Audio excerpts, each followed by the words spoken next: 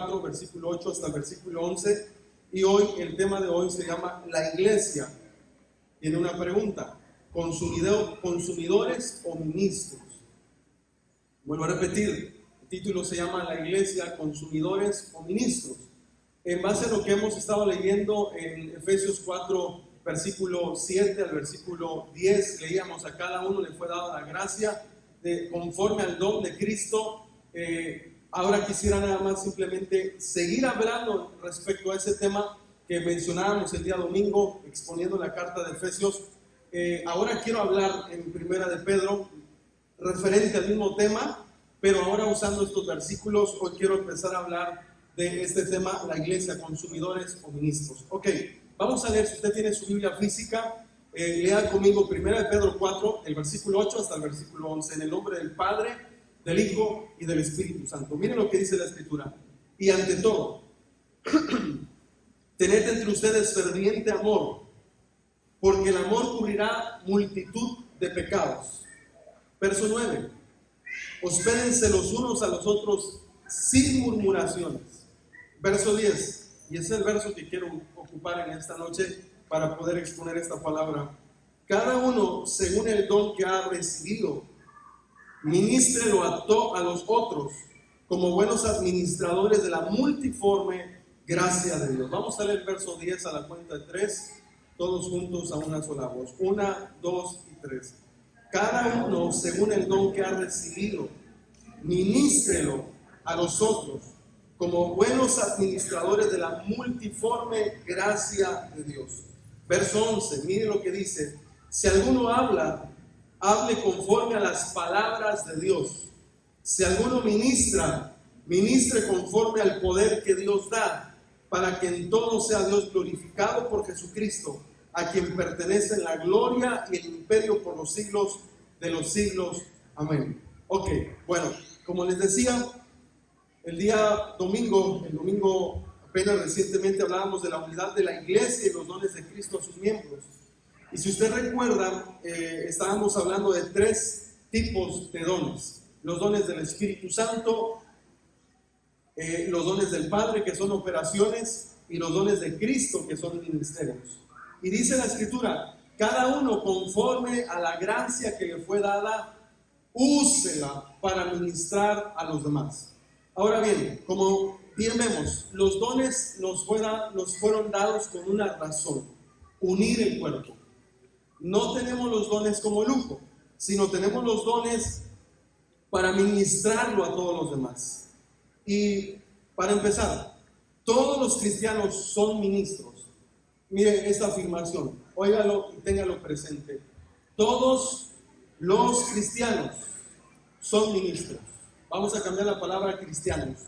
Todos los miembros de la congregación, todos en absoluto, son ministros. ¿Usted se ve como un ministro? Tal vez pensamos en la palabra ministro de alguien que predica, o algún ministro de culto, o un pastor solamente.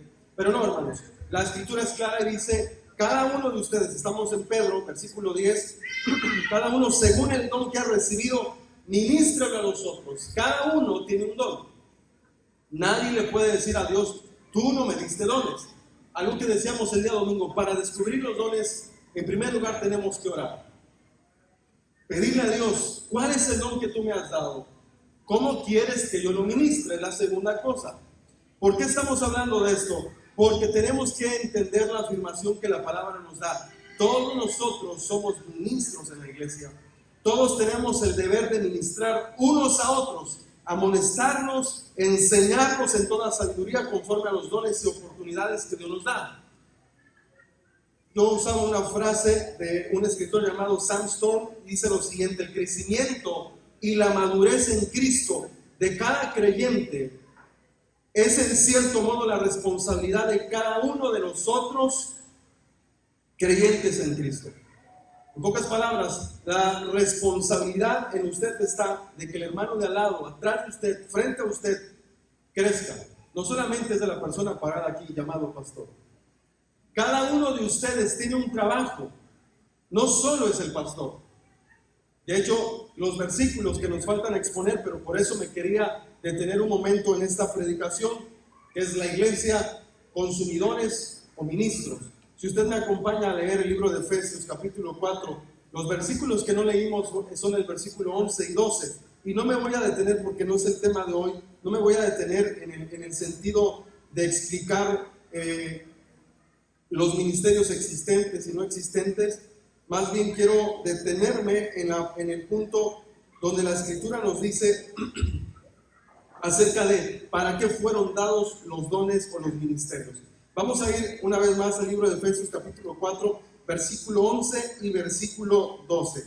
Vamos a leer, dice así la Escritura: en el nombre del Padre, del Hijo y del Espíritu Santo. Y él mismo constituyó a unos apóstoles, a otros profetas, a otros evangelistas, a otros pastores y maestros. Fíjese bien lo que dice el versículo 12: a fin de perfeccionar a los santos para la obra del ministerio. Ok, ahí está la palabra ministerio, de ahí viene la palabra ministro. Usted, en la Escritura, aparece ahí como la palabra para perfeccionar a los santos. Usted es parte de los santos en Cristo. Quiero volver a aclarar esto y recalcarlo bien. Todos nosotros somos ministros de Cristo. No hay nadie aquí que diga: yo no soy ministro, a mí Dios no me ha dado un don, porque la palabra afirma y dice: a cada uno en específico le fue dado un don, le fue dado un carisma, le fue dado un ministerio en particular. ¿Para qué? No para conservarlo para sí mismo, para satisfacerse a sí mismo o para ser una persona orgullosa y decir: yo tengo dones y tú no. Simplemente la Escritura dice que nos fue dado para ministrar a los demás. Y dice la Escritura que los ministerios que Dios ha dado a los hombres es para una cuestión: a fin de perfeccionar a los congregantes, para que los congregantes hagan la obra de ministros para la edificación del cuerpo de Cristo. ¿Puede leer el versículo 12 conmigo? Amén. ¿Estamos acá o no? Amén. Miren lo que dice la Escritura. Vamos a leer el versículo 12, 1, 2 y 3. A fin de perfeccionar a los santos para la obra del ministerio, para la edificación del cuerpo de Cristo.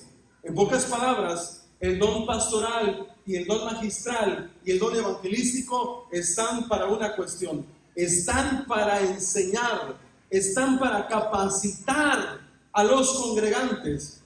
Y ahora vuelvo a esta frase que estaba yo citando de Sam Stone: el crecimiento y la madurez en Cristo de cada creyente es en cierto modo la responsabilidad de cada uno de los otros creyentes en Cristo.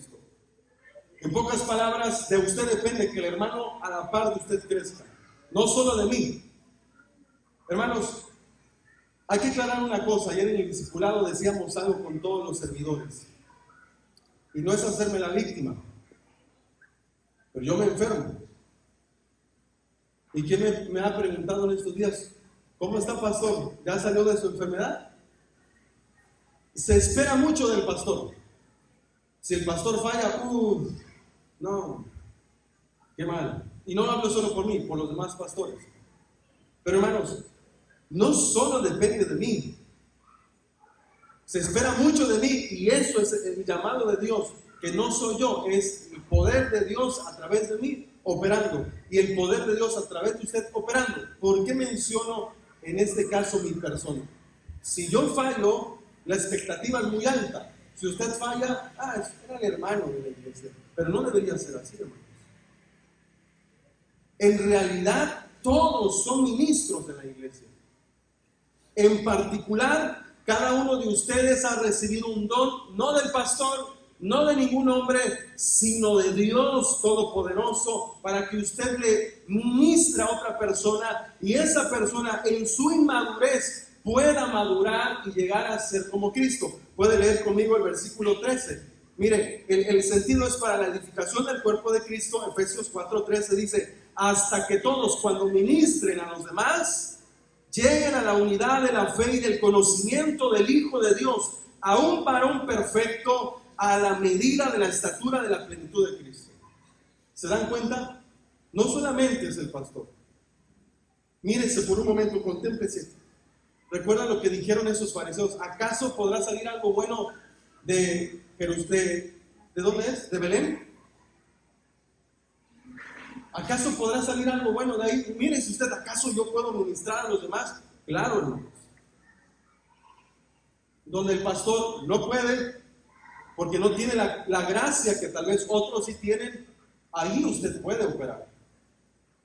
Donde los hermanos no pueden, quizá el pastor sí puede, o otro hermano, un anciano, un diácono. La cuestión es esta: cada uno de nosotros, Dios nos ha confiado dones para hacer madurar a nuestros hermanos en la fe. Y es triste cuando un hermano en la iglesia falla, muchas personas débiles en su fe se desaniman. Pero ¿para qué está el resto del cuerpo? ¿Para qué? Para nutrir y decirle: vamos, no te estanques por algo que te ofendió. Tienes que madurar. Y ese es el punto, hermanos. Miren, vuelva otra vez al versículo 12 y versículo 13 de Efesios capítulo 4. A fin de perfeccionar a los santos para la obra del ministerio. Aquí viene el ministerio de los santos. Para que los santos edifiquen el cuerpo de Cristo, hasta que todos, cuando edifiquen a los demás, lleguemos a la unidad de la fe y del conocimiento del Hijo de Dios, a un varón perfecto, a la medida de la estatura de la plenitud de Cristo. ¿Se da cuenta de esto? Ahora, ¿qué pasa cuando no hacemos esto? Miren lo que dice el versículo 14. Mírenlo fuerte. Para que ya no seamos, ¿qué? Hermano, el hermano que está a la par de ti te necesita. Te necesita para que tú le ayudes a madurar. Porque si no, sigue siendo un niño fluctuante, que cualquier cosa le va a ofender. O que cualquier necesidad que tenga y la iglesia no proveyó. El domingo, recuerdan que hablábamos acerca de las viudas, acerca de las láminas. Si alguien necesita, la iglesia está para dar. Fíjense bien, estamos para proveer. Y dice la Escritura: para que ya no seamos niños fluctuantes, llevados por doquiera de todo viento de doctrina, por estratagemas de hombres para engañar, para engañar emplean con astucia las artimañas del error. Y después hablaremos de ese asunto. Vuelvo a repetir, ahorita no estamos exponiendo los versículos como tal, pero sí queremos llegar a un punto. Cada uno de nosotros, en particular, ha recibido un don de parte de Dios. Es Dios quien da los dones para ministrar. Pero es el creyente quien usa los dones. Es el creyente quien tiene la responsabilidad de dar los dones a los hermanos, de desarrollar los dones para que cada uno de nosotros pueda vivir en Cristo Jesús, creciendo en Cristo Jesús y para llegar a la unidad de Cristo. ¿Me doy a entender? Ahora, cada uno de nosotros ha recibido una habilidad, una capacidad para servir a otros en la iglesia. No sé si usted ha escuchado, yo mencionaba este ejemplo. ¿Alguna vez usted ha escuchado gente que dice: ¿para qué servirá el apéndice? Y nada más te da apendicitis, te da un dolor. No, de nada sirve el apéndice en el cuerpo. Bueno, yo no puedo asegurar que no sirve de nada, porque Dios es sabio. Por algo puso el apéndice, habría que estudiar para qué sirve el apéndice. Pero hermano, si decimos que el apéndice no sirve en nuestro cuerpo, hay alguien que probablemente aquí en la iglesia es un apéndice, y entonces podríamos decir que ese hermano no sirve para nada. Pero no, hermanos, cada hermano tiene su función. Algunos son ojos, otros son nariz, otros son hígado, no sé, otros quizás papada, y no quisiéramos, ¿verdad? Algunos otros dedos y del pie y no de manos. A cada uno en particular es algo en el cuerpo de Cristo. Entonces no podemos asumir que las partes de nuestro cuerpo, algunas no sirven y otras sí. Todo tiene sentido en el cuerpo. La iglesia de Cristo no es una iglesia de consumidores, sino una iglesia de ministros que viene al culto a capacitarse para ministrar a otros eficazmente. La iglesia de Cristo no es de consumidores. La iglesia no es consumista, sino la iglesia en realidad viene a capacitarse en cada culto para ministrar eficazmente a los demás. Vuelvo a repetir, la iglesia viene a los cultos. O sea, usted no viene a la iglesia. Usted en la iglesia viene a los cultos a capacitarse para servir eficazmente a otro hermano. ese hermano te necesita. Vamos a hacer un poco de reflexión, hermanos, en este momento. Pregúntese, cuando vengo a la iglesia, hágase esta pregunta: ¿vengo con la mentalidad de consumidor o vengo con la mentalidad de un ministro? Pregúntese.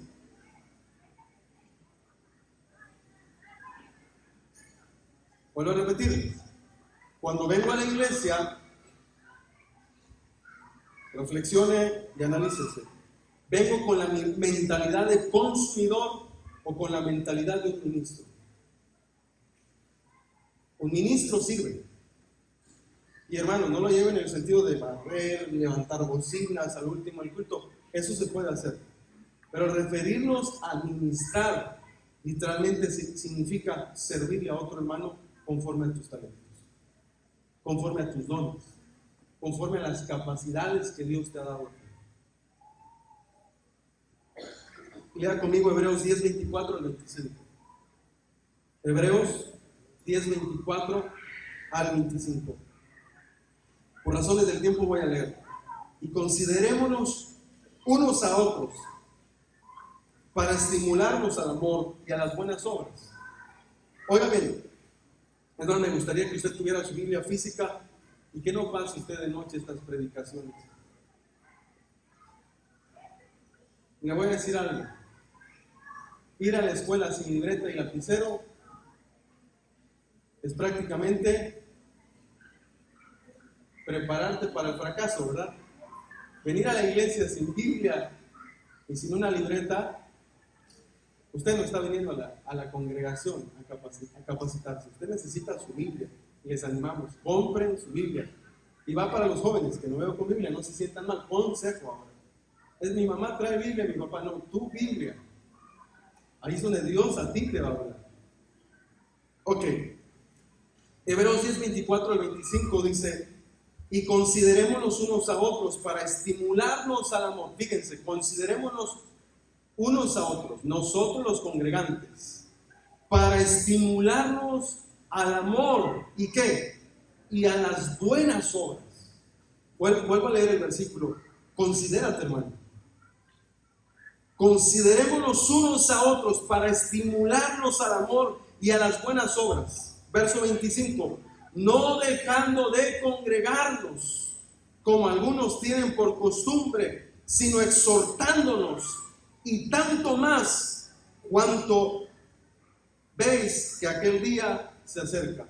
Hermanos, de verdad créanme, la prédica no la pensé en nadie. Así como va, estamos estudiando el tema, así va, ¿eh?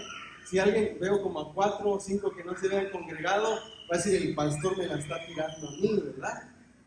No, hermanos, de verdad, esto es la palabra y me siento libre de decirles, este es el tema que tocaba hoy. Y si te has dejado de congregar, si algo estorbó la dieta diaria que traías de venir a edificarte, este es el momento de que tú te arrepientas y que le permitas a los demás hermanos animarte. Porque ya no depende, hermanos, si los hermanos están buscándote, si los hermanos te están llamando, si los hermanos están yéndote a visitar y tú no quieres, nosotros no podemos hacer nada más que Dios se encargue de su vida. Pero aquí dice la Escritura: considerémonos unos a otros para estimularnos al amor y a las buenas obras. Hermano, vamos, échale ganas, no dejes de hacer lo que estás haciendo en Cristo. Vamos, te amamos, perdóname, te perdono si me ofendiste, si yo te ofendí, perdóname.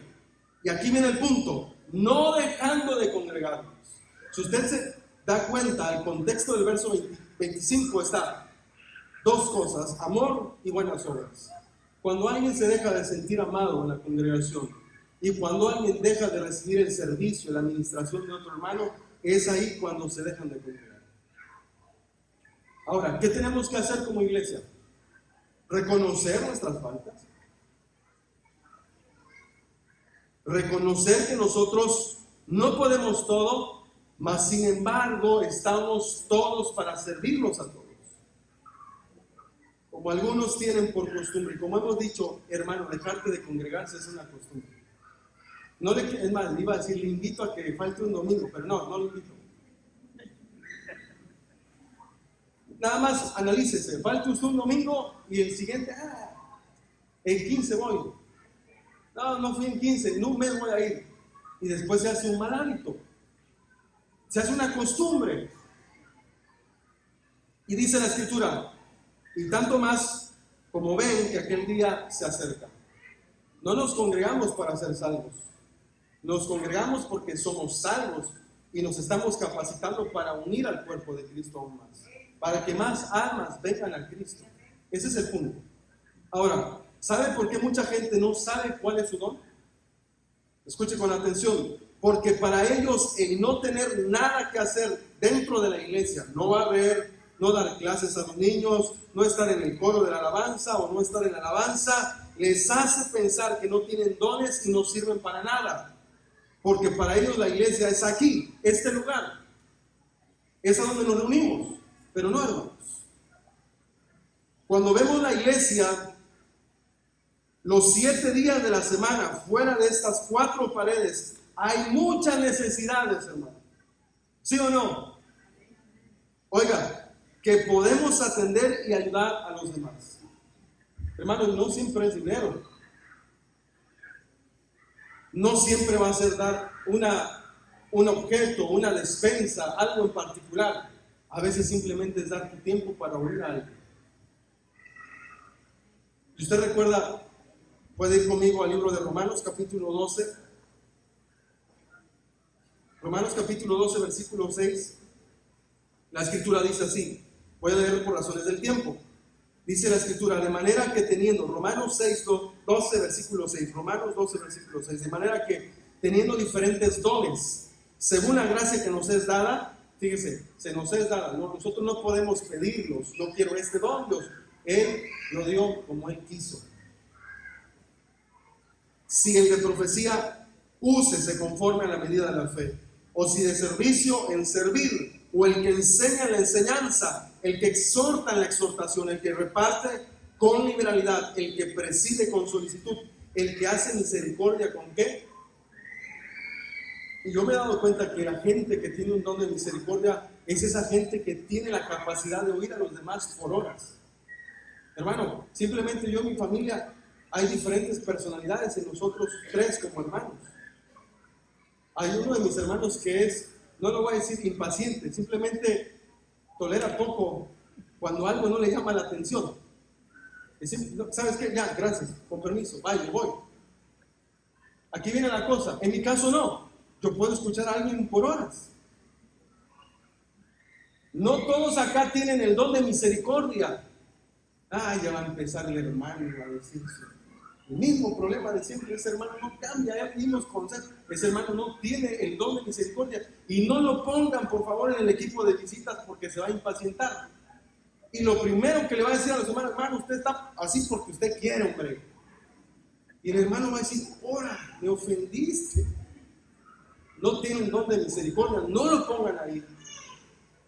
¿Dónde sería bueno esa persona? Bueno, vamos a ver, hay que levantar esos palos de allá. Vamos, esas personas son, vamos esto de volada. Inyectó adrenalina, visión a los demás, ahí pónganlo. Bueno, aquí viene la cuestión. Cada uno conforme a la gracia que Dios le dio, el don que Dios le ha dado, ministrelo, no se lo quede a sí mismo. Es egoísta, ministrelo a otro. Y entonces volvemos a este punto. La gente que no sabe cuál es su don es porque piensa que la iglesia está aquí, que solamente se sirve aquí. Cuando usted se dé cuenta que la iglesia es los 7 días de la semana, se va a dar cuenta de la gran necesidad que hay. Y el don y la capacidad que Dios le ha dado la va a ministrar en cualquier momento, en cualquier lugar, en cualquier hora. Pero tenemos que darnos cuenta de cuál es mi don. Ahora, Dios no nos ha dado dones para servir a mí mismo, sino me ha dado dones para servir y por lo tanto soy un ministro. Me dio dones para servir a otros y por lo tanto yo soy un ministro. Dios no le ha dado el mismo ministerio a todos y se dan cuenta en el ministerio de pastores, Dios no repite los mismos ministerios en los pastores. Hay pastores que tienen un mayor alcance y otros pastores que no tienen un gran alcance. Son pastores de 20 ovejas, de 50 ovejitas, porque esa es la capacidad que Dios le ha dado. Y están cumpliendo una función. Ahora, quiero dar un ejemplo de ángeles. Solo es un ejemplo, no ha pasado. Pero supongamos que Dios envía a dos ángeles a servir a la tierra. Un ángel va a ser rey y otro ángel es barrendero. Presta atención. Los dos ángeles servirían a Dios con la misma pasión y la misma excelencia, porque lo hacen para el Señor. ¿Se da cuenta? Los ángeles no tendrían envidia. Tú eres rey, a mí me pusieron a barrer. O yo no quería ser rey, a ti te pusieron de barrendero, yo quería ser barrendero. Los ángeles no se pondrían en esa posición. Lo harían con pasión y con excelencia, diciendo, a mí me tocó aquí, a ti te tocó allá, pero lo hacemos para el mismo rey. El reino está siendo beneficiado. La cuestión acá es que cuando empiezan las rivalidades, no es que yo quiero ser esto, yo quiero ser lo otro, y si usted me acompaña, ya tiene Romanos abierto, lea por favor versículo 1, 2 y 3, y a donde queremos llegar es al versículo 3. Dice la escritura, así que hermanos, verso 1, 12:1 de Romanos. Así que hermanos, les ruego por la misericordia de Dios que presenten sus cuerpos en sacrificio vivo, santo, agradable a Dios, que es nuestro culto, su culto racional. Oiga, para el creyente esto es un culto, presentar tu cuerpo, presentar mi cuerpo, nuestro cuerpo a Dios en sacrificio vivo. Y le voy a decir algo, el servicio es una gran bendición, pero también es un sacrificio. Y ese es el contexto en realidad del servicio. Miren lo que dice el verso 2, porque en los versículos adelante usted leyó los dones. Verso 2, no se conformen a este siglo, sino transfórmense por medio de la renovación de su entendimiento, para que comprueben cuál es la buena voluntad de Dios, agradable y perfecta. Verso 3, ahí viene la humildad en nosotros, para nosotros. Digo pues por la gracia que me es dada, a cada cual que está entre ustedes, que no tenga más alto concepto de sí que el que debe tener, sino que piense de sí mismo con cordura, conforme a la medida de fe que Dios repartió a cada uno. Ahora, hermanos, si lleváramos este versículo a entenderlo más espiritualmente, lo que la palabra de Dios nos está diciendo acá, cuando tú quieras servir, antes de servir, ora a Dios. Porque hablábamos, recuerdan, hace 8 días hablábamos de mantener la unidad del cuerpo de cuatro formas. Hablábamos humildad, mansedumbre, paciencia y solicitud. Cuando hablábamos de la humildad, algo que caracterizó a Cristo fue la humildad y la mansedumbre. Él lo dijo en Mateo, ¿verdad? Dijo lo siguiente, aprendan de mí que soy manso y humilde de corazón. Y si aprenden eso, hallarán descanso para sus almas. La cuestión es esta, una persona humilde no compite con nadie. Una persona humilde no le tiene que demostrar nada a nadie. Una persona humilde no quiere ganar una discusión. Una persona humilde tiene un concepto de sí mismo proveniente de Dios. Me gustó la frase, creo que fue Carlos Spurgeon, nadie que está en el piso tiene miedo a caerse. Nadie que tiene los pies en el piso tiene miedo a caerse. ¿Sabe cuándo nosotros tenemos miedo? Cuando dices, no, ni pastoré, y yo empiezo a tener miedo. No, ni orar sabe, ni servir sabe, ni dar los avisos de esos servidores de la iglesia. Y cuando tú escuchas eso y te pasa a traer, no estás de verdad teniendo un concepto proveniente de Cristo. Pero cuando tú oraste a Dios, yo sé que a mí me tocó ser pastor, no quería, pero Dios me puso, no estás teniendo un alto concepto de ti, no te vas a caer porque tus pies están en el piso. Y simplemente dices, esto fue lo que Dios quería que yo hiciera. ¿Me estoy dando a entender o no? Entonces la cuestión acá es, cada uno de nosotros, si quiere servir, ore a Dios porque si no oramos a Dios, voy a tener un concepto de mí que no es correcto, porque no vino de Dios. Y yo digo, yo voy a ser pastor. Sí, yo me siento pastor, pero Dios dice, tú ni eres pastor. No, yo voy a ser un ministro de alabanza. Y probablemente canta bien y se entona muy bien, pero es probable que Dios dice, aunque cantes bien, no vas a ser un ministro de alabanza. No sé si me doy a entender. La cuestión es, el concepto verdadero para cada uno de nosotros viene a partir de la oración.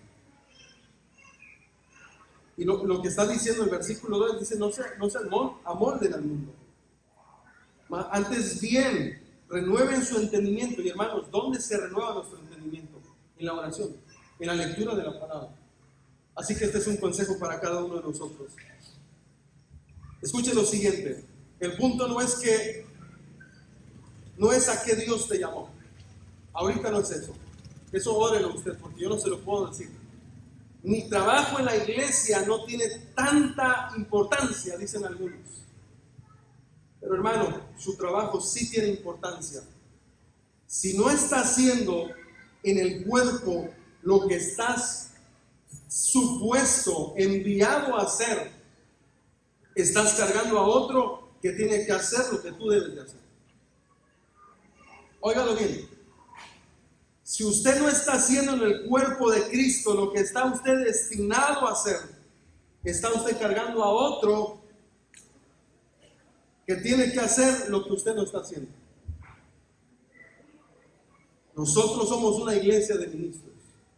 Eso lo escribía yo. Nosotros aquí, en esta iglesia, somos una iglesia de ministros. No solo de cultos, hermanos, de ministros que ministran los 7 días de la semana.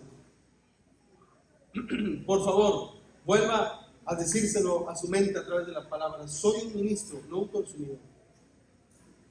Cristo me compró para ministrar a otros. Y ahora para esto quiero ir terminando con lo siguiente, porque quería dejar en claro que toda la congregación, me puede apoyar volteando a ver a la persona que tiene atrás, adelante, enfrente, me puede ayudar, den una sonrisa, miren, ese es el cuerpo de Cristo. Toda la congregación es ministro de Cristo.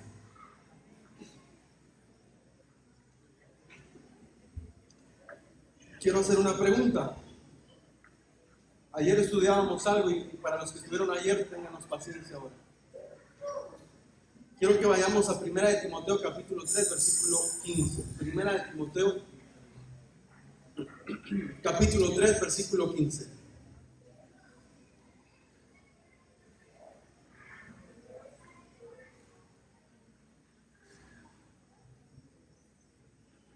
¿Está usted ahí? Estoy haciendo un poquito de tiempo para que lea con nosotros. Ok, vamos a leer. Dice la escritura así: para que si tardo, sepas cómo debes conducirte en la casa de Dios, que es la iglesia del Dios viviente, columna y baluarte de la verdad. Quiero preguntarle a usted ahora, según este versículo, ¿qué es la iglesia? Si está leyendo ahí, respóndame la pregunta.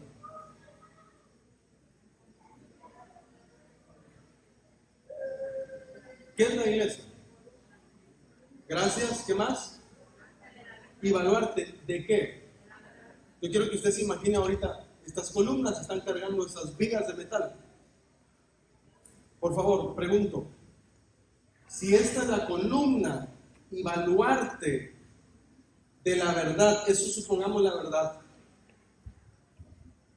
En este sentido figurado, ¿quién viene a ser la columna? ¿Quién? Nosotros. Ustedes y yo venimos a ser la columna de la verdad. Présteme atención ahora, porque vamos a hablar cómo está estructurada la iglesia. Y antes de eso, Jesús refirió una parábola diciendo que cuando la sal pierde su sabor, ¿qué se hace con esa sal? Hay que tirarlo. También refirió la parábola del candil, de la luz. ¿Recuerda eso? No podemos poner la luz debajo de una mesa, sino ¿dónde? En un lugar en alto, para que alumbre. Si la sal pierde su sabor, si la luz deja de alumbrar, entonces, ¿qué hacemos? Usted es la sal, usted no está salado, como dice el mundo, en el sentido malo. Usted está salado, pero en sentido de bendición, hermano. Usted sale de esta tierra porque le da sabor, y usted es la luz de este mundo. La iglesia es lo que le da sabor a este mundo, y la iglesia es lo que es la luz de Cristo en este mundo. Ahora, vamos a ver algo. Usted y yo somos las columnas, los baluartes, y estamos cargando no cualquier cosa, estamos llevando con nosotros. Mi yugo es fácil y ligera mi carga. Es la verdad. Estamos llevando la verdad. El mundo nos aborrece por la verdad. Si alguien viene aquí, hermanos, y se va a ir disgustado de esta iglesia, que sea por su pecado. Lo leíamos en Juan 6:65. Lo leíamos en Juan 6:25. Ustedes no me siguen porque vieron las señales, sino porque llenaron su panza, su vientre. Ustedes no me aman. Como yo les doy de comer, me siguen, pero no me aman. Juan 6:65 dice: muchos de sus discípulos se volvieron atrás. Jesús se voltea a los 12 y le dice: ¿ustedes también quieren irse? Jesús nunca faltó en nada, hermanos. Jesús mantenía la verdad. Váyanse. Pedro responde: ¿a quién iremos, Señor? Solo tú tienes palabras de ¿qué? De vida eterna. Tienes palabras de verdad. Ahora avancemos porque yo voy finalizando. Si alguien viene a este lugar, se va a ir porque no era de Cristo. Muchos son los llamados. Usted puede invitar personas. Las personas pueden sentarse aquí y simpatizar. Pero con la iglesia, hermanos, no se puede. En la iglesia no más adulterio, no más fornicación. En la iglesia no vamos a parecernos al mundo.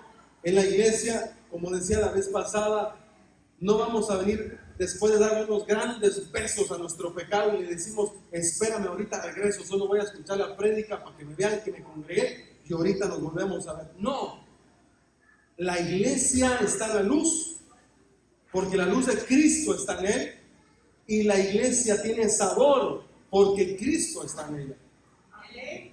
Y aclaro una cosa: trabajemos para que nadie que se congregue aquí se vaya disgustado.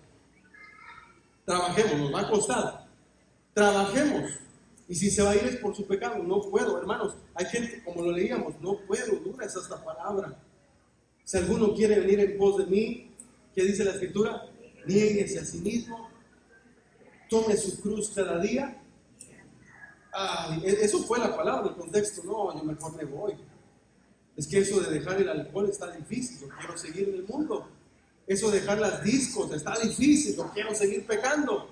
Eso de dejar a las chicas, no, está difícil dejar de fornicar. Eso de dejar a los chicos, no, hombre, no, está difícil, hermanos. La gente solita se va a dar cuenta que su pecado le estorba de ser verdadero en Cristo. La iglesia es pura, es sin mancha y sin arrugas. Y ayúdenme a orar para mantener esta iglesia limpia. Ayúdenos a orar para que esta iglesia sea la gloria de Cristo en los cielos. Bien, ahora dice aquí el apóstol Pablo en el verso 25: para que si tardo, así como el pastor está tardando en finalizar, sepas cómo debes conducirte en la casa de Dios.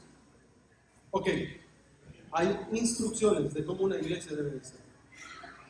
No es que a alguien se le ocurre: yo soy pastor ya y voy a abrir mi iglesia. No, hermanos. De verdad no es así. Y quiero que ahora sí vaya conmigo y veamos rápidamente dos cosas que una iglesia debe tener básicamente. Mire, todos los congregantes están llamados a servir. Todos los congregantes. No nada más es los que tienen uniforme allá. Todos. Ahora sí, verso 1. Primera de Timoteo capítulo 3, versículo 1. Mire lo que dice la escritura. Palabra fiel, si alguno anhela ser obispo, anhela ser pastor, anhela ser un anciano. Cuando usted vea la palabra obispo, se refiere a esas tres cosas en común. Pastor, anciano o una persona que es obispo, un obispado. Ok, fíjense bien, buena obra desea, pero es necesario que el obispo sea, y ahí va a mencionar 17 cosas. Vamos a leerlas rápidamente. Irreprensible, marido de una sola mujer, sobrio, prudente, decoroso, hospedador, apto para enseñar, no dado al vino, no pendenciero, no codicioso de ganancias deshonestas, sino amable, apacible, no avaro, que gobierne bien su casa, que tenga a sus hijos en sujeción con toda honestidad, pues el que no sabe gobernar su propia casa, ¿cómo cuidará de la iglesia de Dios? No un neófito, no sea que envaneciéndose caiga en la condenación del diablo. Por si alguien tiene dudas, ¿qué significa la palabra neófito? Es un principiante. Verso 7. También es necesario que tenga buen testimonio de los de afuera, para que no caiga en descrédito y en lazo del diablo. Ok, en primer lugar, una congregación, una iglesia se constituye para que ande como una columna de la verdad. Tiene que tener no solo un pastor, sino pastor y pluralidad de ancianos. Hoy nuestro hermano Alejandro me llamó, no pudo estar con nosotros, pero él es uno de los ancianos. Nuestro hermano Salomón, ¿dónde está? El hermano Salomón está atendiendo. Él es otro anciano en la iglesia y deseo que más hermanos acá se levanten como ancianos. ¿Y qué es un anciano? Hermano, no es su conocimiento solamente, es estas 17 cosas que acaba de leer, y es en serio. Ahora, cuando un pastor ministra solo, probablemente se hace llanero solitario. Hace lo que quiere con las finanzas, manosea las almas de los congregantes, pero cuando hay pluralidad de ancianos, el pastor rinde cuenta con los ancianos. Los ancianos rinden cuentas con el pastor y la iglesia se va nutriendo. Segunda cosa que una iglesia tiene que tener. Vamos al versículo 8. Esto es rápido, no voy a tardar, pero quiero que cada uno de ustedes tenga el concepto bíblico de una iglesia bíblica para nosotros ser bíblicos en nuestra forma de vivir la fe en Cristo Jesús. La palabra dice en el versículo 8, los diáconos asimismo deben ser honestos. La palabra diácono significa también ministro o servidor o siervo. Los ministros, los servidores asimismo deben ser honestos, sin doblez, no dados a mucho vino, no codiciosos de ganancias deshonestas, que guarden el misterio de la fe con limpia conciencia, y estos también sean sometidos a prueba primero y entonces ejerzan el diaconado, si son irreprensibles.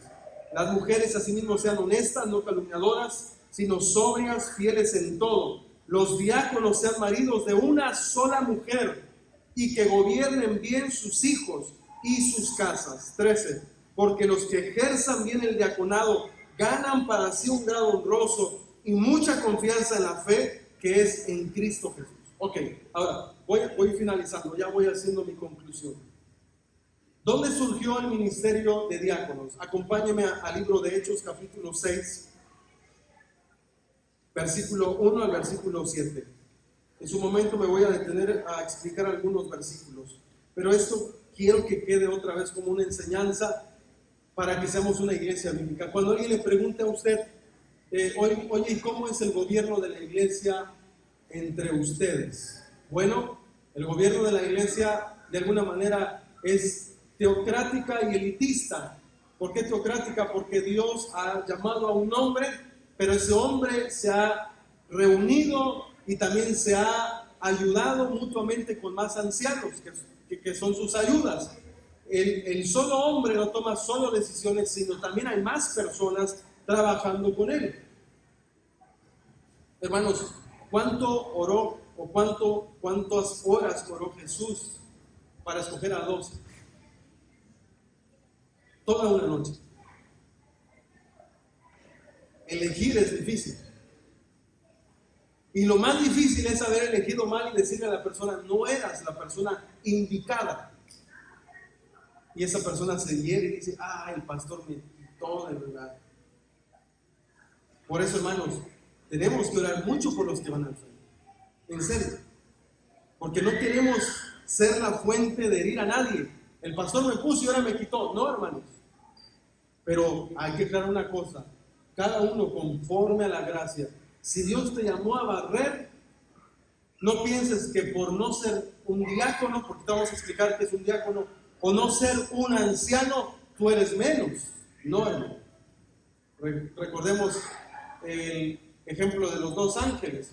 Los dos ángeles, tanto el que fue rey o el que es barrendero, ¿qué pasaría? Lo harían con excelencia y con una gran pasión porque se trata del mismo rey. Ahora, aquí viene la cuestión. Miren lo que dice el libro de Hechos 6, versículo 1. En aquellos días, como creciera el número de los discípulos, hubo murmuración de los griegos contra los hebreos, de que las viudas de aquellos eran desatendidas en la distribución diaria. Verso 2. Entonces los 12 convocaron a la multitud de los discípulos, a decir los 12 apóstoles, y dijeron: no es justo que nosotros dejemos la palabra de Dios. Este es el trabajo de un anciano, en este caso de los apóstoles, pero los apóstoles instauraron ancianos en cada lugar. No es justo que nosotros dejemos la palabra de Dios para diaconía, para hacer diaconía, para servir a las mesas. Verso 3. Busquen pues, hermanos, entre ustedes, dentro de la congregación, a 7 varones de buen testimonio, llenos del Espíritu Santo. Miren, 3 características, solo para servir a las mesas. Segundo lugar, varones de buen testimonio en primer lugar. Número 2, llenos del Espíritu Santo. Número 3, y llenos de sabiduría, a quienes encarguemos de este trabajo. Ahora, hermanos, una pregunta. ¿Por qué buen testimonio? La palabra buen testimonio también está ligada a la palabra ser honestos, como leíamos en 1 Timoteo capítulo 3, versículo 10. ¿Por qué honestos? Porque un diácono va a manejar finanzas. A un diácono se le tiene que dar dinero para comprar despensas y atiendan a las viudas.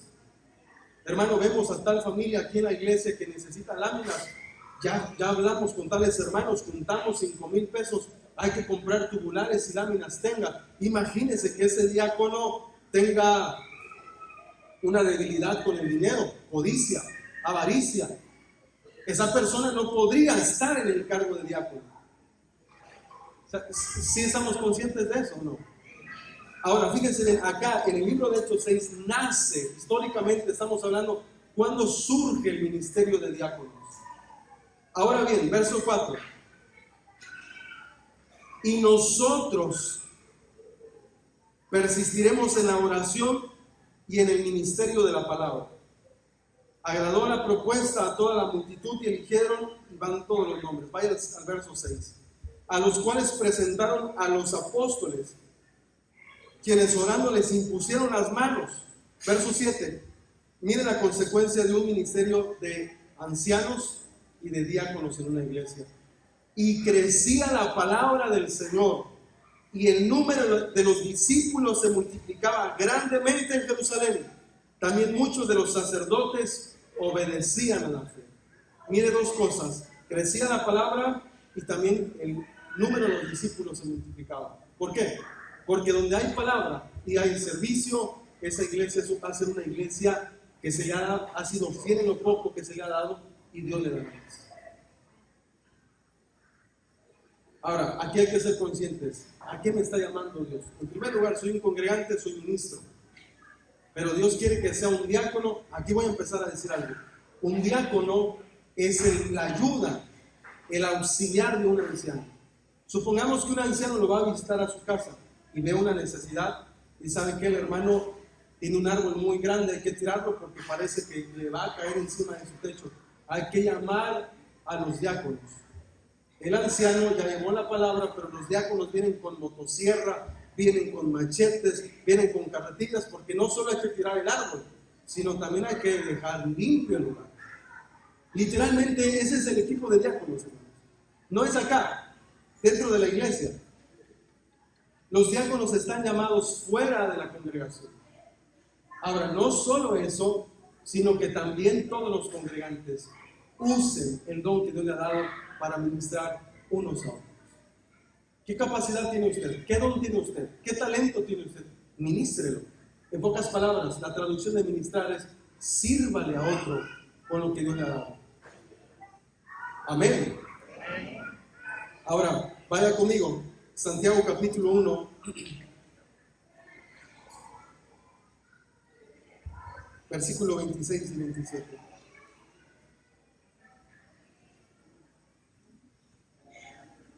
¿Estamos ahí? Santiago capítulo 1, versículo 26 y 27.